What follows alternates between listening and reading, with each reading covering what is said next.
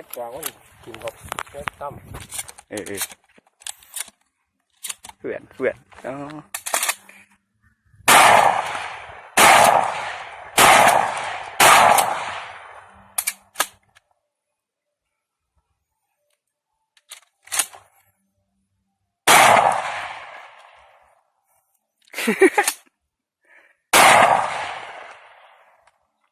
เอาละโอ้กระเป๋าเยอะพอแล้ว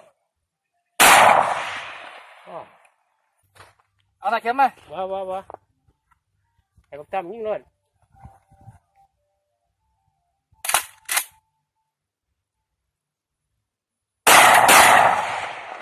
โอ้ปลูกไกลกันเลย